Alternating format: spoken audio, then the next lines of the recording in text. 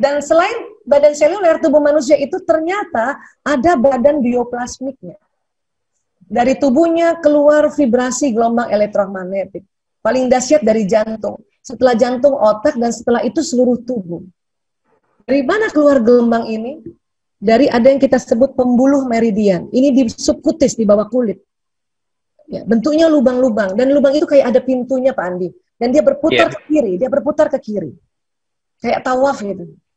Nah, waktu berputar ke kiri ini, kalau berputarnya lancar, itu elektromagnetik, gelombang elektromagnetik yang dari tubuh ini, yang dihasilkan oleh sel-sel tubuh ini yang triliunan, itu keluar lancar benar. Tapi kalau gelombang elektromagnetik ini ya jalannya terhendak-hendak, maka sinyal ini pendek ini. Ya, itulah makanya kita biasanya untuk membukanya lagi itu dengan 1 wudu, 2 sholat, ya, 3 sedekah, 4 saum, ya kan? Nah, makanya pada saat seorang habis sholat itu gelombang elektromagnetiknya itu sedang panjang-panjangnya. Dan kalau habis sholat terus kita kesel, hati-hati. Habis sholat terus kita masih kesel, itu hati-hati. Kekesalannya bisa kena kanan kiri itu. Kenapa? Karena habis sholat sinyalnya panjang. Tapi kita tidak pandai lagi memanajemen emosi, atau kita tidak ulang-ulang ya ucapan-ucapan kita untuk memohon pada Allah untuk ya merilis emosi kita, maka emosi kita itu bisa dibawa serta. Jadi contoh misalnya seorang ibu nih dampingi anaknya lagi belajar online ya. Kemudian ibu kesal, entah kenapa karena berantem pagi-pagi sama ayahnya, entah kenapa karena perbedaan kan. Maka keselnya ibu tuh bisa kena sama anak ini. Karena sinyal ini membawa perasaan itu. Membawa pikiran, membawa perasaan. Apalagi habis sholat. Makanya ada orang habis sholat masih kesel, itu rugi banget. Habis sholat orang masih marah-marahin atau mencaci orang, itu rugi banget itu.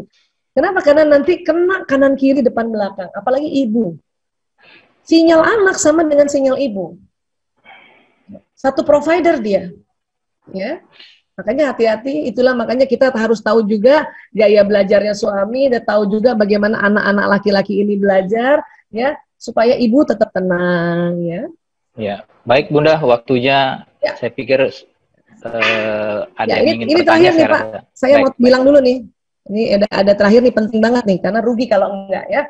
Jadi suami istri itu lama-lama karena habis hubungan intimnya cukup intens dan cukup panjang ya, cukup lama, itu lama-lama gelombangnya selaras. Suami istri. Wah, ini penting ini Bu, penting. Iya. Kalau ibu sama anak persis gelombangnya. Suami istri itu selaras. Maka kalau usia pernikahan sudah semakin banyak, katakanlah sudah di atas 10 tahun dan dengan 10 tahun itu ya hubungan intim suami istrinya rutin, maka sinyal suami istri selaras. Saya mau ada kasih tunjuk sedikit penelitian, survei bukan penelitian, dia survei di tempat kami di Klinik Sunter karena kami punya foto aura di sana. Ini ada jempol suami dan jempol istri nih. Jadi suaminya di sini, istrinya di sini deh. Dia dampingan gitu ya. Foto aura tuh kayak kotak, ada tempat tangan. Kemudian kita lihat di monitor. Ketika suami istri itu berpikiran jelek terhadap satu sama lain, itu ada penghalang. Ada penghalang ya.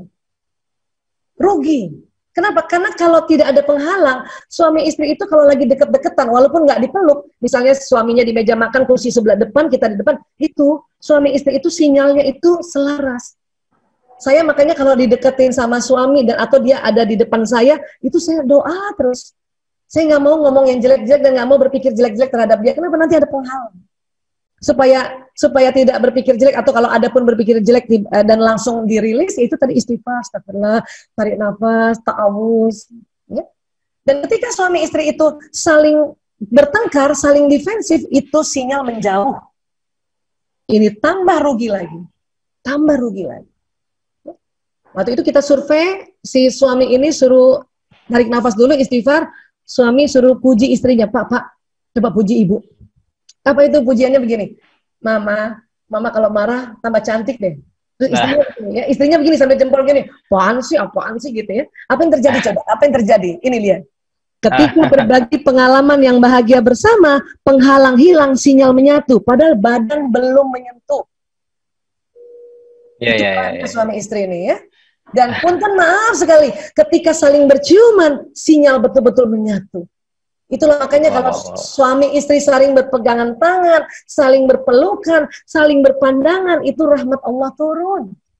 Ya. Makanya kalau lagi dipeluk suami atau deket-deketan suami, itu kita yang perempuan ya kadang-kadang suka cepet-cepet jengkel. Kenapa? Karena lihat muka suami itu loh yang suka rata, ngomongnya sedikit.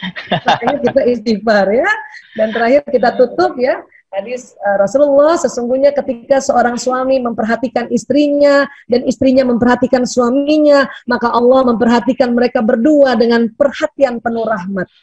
Manakala suaminya merengkuh telapak tangan istrinya, maka bergugurlah dosa-dosa suami istri itu dari sela-sela jemarinya, ya Allah. Ya, dan ini ya survei saya betul-betul ya, survei membuktikan bahwa ini benar banget.